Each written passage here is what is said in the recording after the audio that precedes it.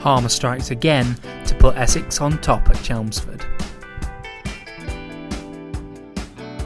4th placed Essex had a break in the last round after their rain-affected draw with Yorkshire at Headingley, while 2nd place Hampshire will hope to put pressure on leaders Somerset, and they should be well rested after 3 successive washouts meant there was no further play possible after they dominated day 1 against Notts at Welbeck in the last round. Rain delayed the start of play at Chelmsford after Hampshire had opted to bat, and when the sides did get underway, Jamie Porter looked to be making up for lost time as he trapped Joe Weatherly LBW for 2.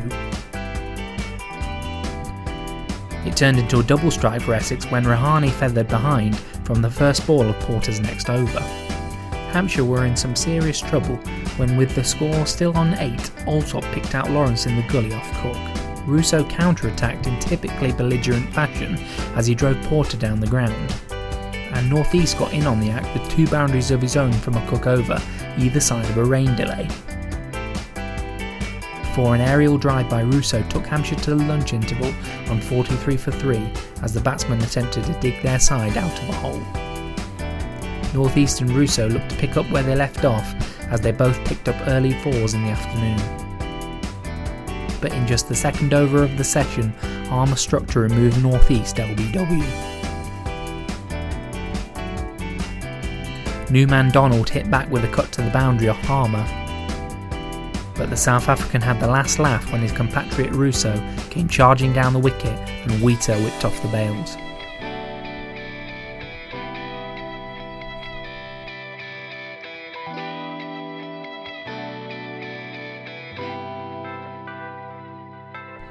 Donald and Fuller counter-attacked with the series of boundaries, but Donald had his middle stump uprooted by Cook to give the seamer his 2nd wicket. And in the very next over, Harmer struck again to have Fuller caught at short leg by Ten Deshata. Abbott took Hampshire beyond 3 figures before Cook trapped him LBW. And Harmer removed Barker in the same fashion when the batsman tried to swat him away. Last wicket pair Edwards and Crane didn't look like they were going to hang around as they went on the attack, with Crane swiping Harmer for 6. But 3 balls later, Harmer got his man to complete yet another 5-wicket haul and wrap up the innings on 118.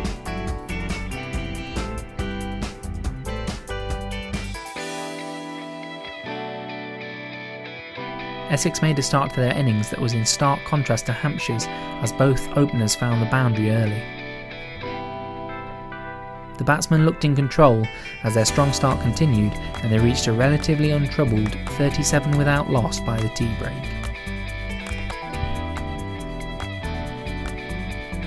Essex were able to move serenely past 50 thanks to a couple of stylish drives to the boundary from Brown. But Alistair Cook had to go soon after when he was pinned LBW by Fuller. And in the very next over, Barker struck to remove Brown in the same fashion.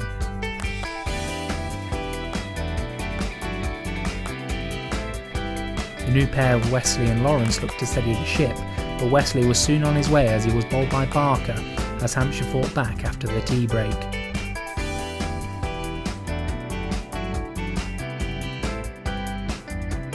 Para and Lawrence dug in and recovered to take their side past 3 figures.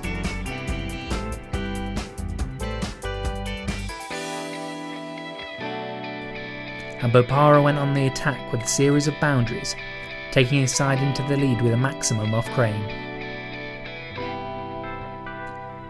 Bopara and Lawrence continued to press on in assertive fashion towards the close, which arrived with Essex in complete control, 147 for 3, with a lead of 29 already. They'll look to build that lead on day 2 with their 7 wickets in hand.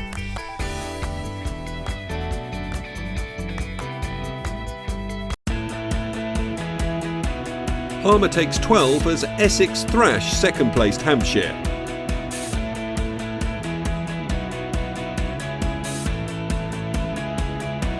Day 1 had been a tough one for Hampshire.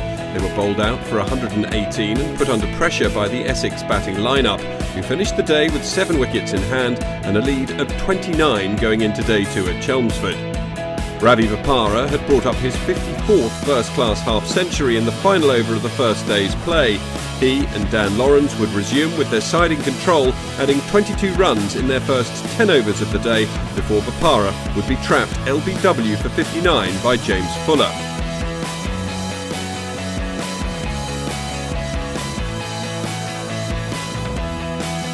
Lawrence would be unmoved, picking up a 50 of his own as he was joined at the crease by Ryan Tenduscarter.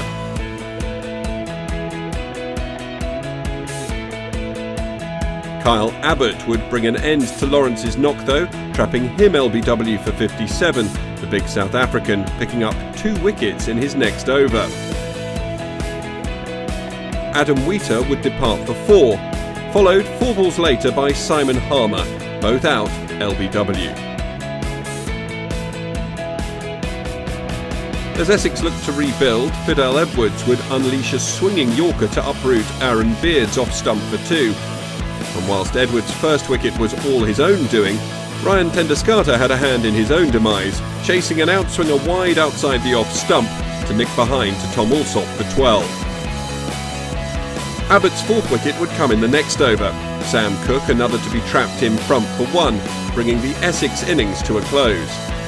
Ravi Vipara and Dan Lawrence's half-centuries undoubtedly the highlight for the hosts, but a real opportunity to open a significant lead past Essex by, with 5 batsmen unable to get past single figures.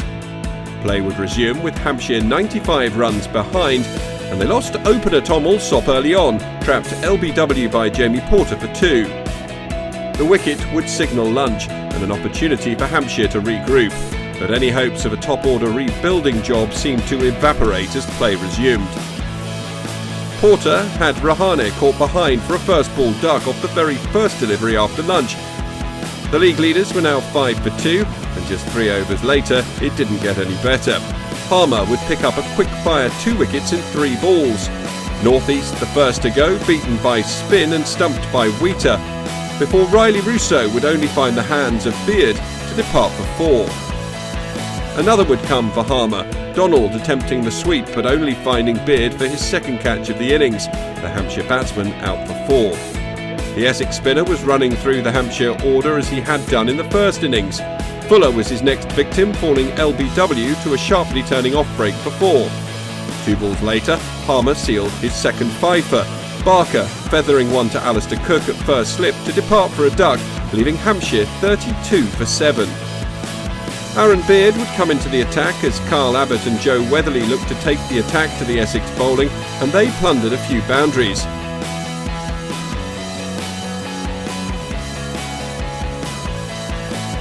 But Beard would get in on the act, picking up a wicket of his own as Abbott holed out to mid-off to end his 18-run cameo.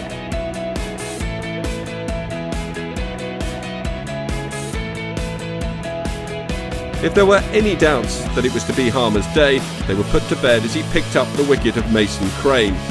Tidy footwork from Adam Wheater, seeing the Essex wicketkeeper play a little keepy-uppy before the catch was finally taken at short leg by Tenduscarter. 4 balls later, Harmer picked up his 7th of the innings, trapping Edwards LBW for 0 to bring an end to the Hampshire innings and the match. A bad day and a half at the office for the South Coast side, seeing them beaten by an innings and 8 runs. Simon Harmer had been the difference, picking up 12 wickets in the match and finishing with match figures of 12 for 61. A chastening defeat for Hampshire, punctuated by their second innings scorecard. Just 3 batsmen made more than 4 runs, and they'll look to bounce back in their top-of-the-table clash with Somerset in a few days' time.